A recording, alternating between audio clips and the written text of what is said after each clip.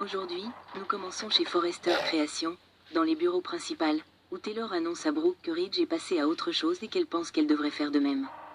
Brooke confie à Ridge qu'elle est son Logan et qu'ils sont l'amour de leur vie. Elle lui demande de revenir. Taylor pensait que Brooke avait peut-être trouvé un peu de classe au fil des ans.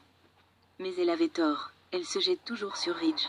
Si elle est là, c'est uniquement parce qu'elle a accepté le poste de PDG de Forrester, révélant une fois de plus son vrai visage.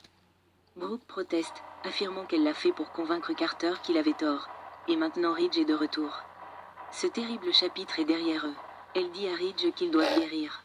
Ils doivent être ensemble et aller de l'avant. Elle le souhaite et croit que c'est ce qu'il souhaite aussi. Brooke réitère qu'il est temps de passer à autre chose. Taylor est tout à fait d'accord. Brooke demande à Ridge de rentrer à la maison. Elle lui demande de lui dire que c'est ce qu'il veut aussi. Ridge rappelle à Brooke que c'est un grand jour pour sa famille. Il confie à Taylor qu'elle lui a donné ses enfants et ses souvenirs, mais qu'il faut aller de l'avant et se concentrer sur l'avenir. Taylor semble inquiet tandis que Brooke sourit. Ridge déteste l'idée de les blesser, l'un comme l'autre, et il dit qu'ils ne peuvent plus continuer comme ça. Il rappelle à Taylor que Brooke a toujours été son Logan, et lui confie que lorsqu'il était à Rome, il s'est rendu compte qu'ils avaient un destin. Il tient les mains de Brooke et lui dit qu'ils ont essayé de s'aimer, mais que leur relation n'a pas fonctionné. Son avenir est avec Taylor. Brooke se retourne et sort du bureau. Fondant rapidement en larmes, Ridge serre Taylor dans ses bras, mais il semble incertain. Au bureau d'études, Steffi dit à Daphné qu'elle n'était pas censée tomber amoureuse de Carter. Son amie dit que c'est un homme formidable. Steffi espère qu'il l'est toujours après toutes les manipulations de Hope. Finn entre et embrasse sa femme. Elle lui dit que c'est un jour exceptionnel pour l'entreprise. Finn apprend que c'est officiel. Les papiers de la SARL ont été déchirés et Forrester est de retour. Daphné hoche la tête. Merci à Carter. Steffi dit que Hope n'a montré aucun remords. Elle joue toujours la victime. Daphné est tout à fait d'accord. Elle s'excuse pour aller vérifier quelque chose. Steffi la taquine. Quelque chose ou quelqu'un?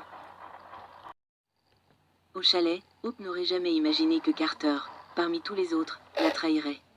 Il sait qu'elle souffre, mais il a été à ses côtés tout ce temps. Il a tout risqué parce qu'il l'aime.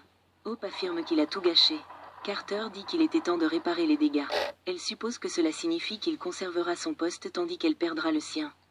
Carter arrangera ça, mais ce qu'ils ont est plus important que Forrester. Ils ne peuvent pas abandonner. Hope lui dit que s'il avait tenu à elle, ou à eux, il serait parti avec elle aujourd'hui. Il est sûr que Ridge et Eric peuvent convaincre Steffi de la réembaucher.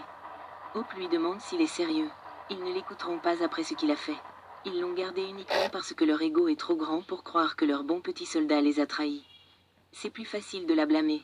Carter est désolé. Elle rétorque, non, il ne l'est pas. Il a eu l'occasion de se tenir à ses côtés aujourd'hui et il a choisi cette famille. Carter fulmine.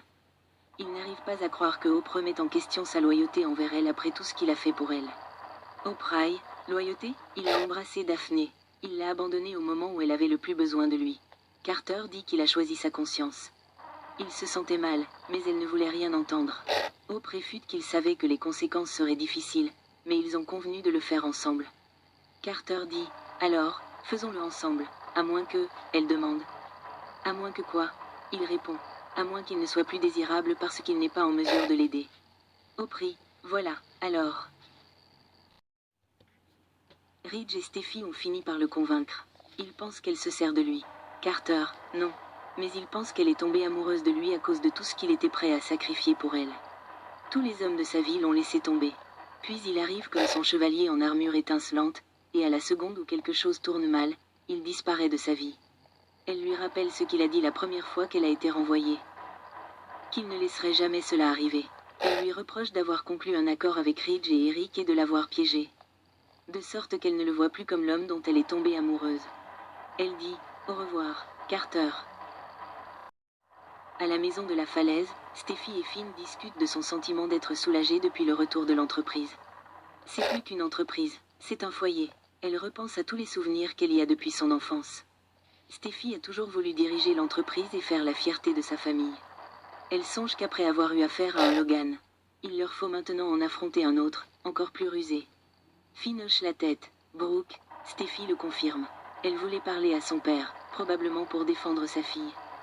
Mais elle ne rate jamais une occasion de se jeter sur Ridge. Elle essaie probablement de se frayer un chemin dans sa vie. Elle aurait aimé pouvoir virer Brooke elle aussi. Mais une autre dispute était la dernière chose dont ils avaient besoin.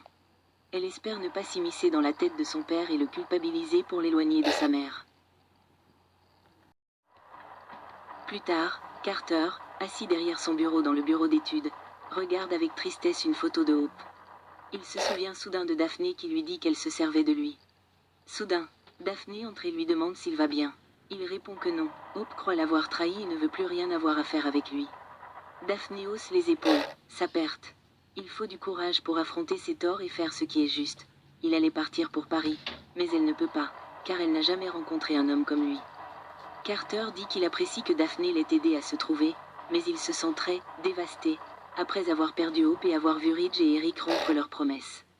Elle lui rappelle qu'il a trahi leur confiance, mais que c'est un homme bien. Elle chante ses louanges tandis qu'il dit avoir le cœur brisé. Il est brisé parce qu'il l'a donné à la mauvaise personne. Daphné dit que Carter a porté sa culpabilité assez longtemps et qu'il ne devrait jamais le regretter. Il devrait se sentir libéré, comme si un poids lui avait été enlevé. Elle lui dit qu'elle est là pour lui et le serre dans ses bras. De retour dans la cabine, Hope regarde des photos de Carter et repense à leur première conversation où il avait promis de la protéger. Il avait juré de ne jamais l'abandonner. Cela la fait pleurer. Hope ne peut s'empêcher de penser à ses conversations avec Carter. Les larmes coulent sur son visage.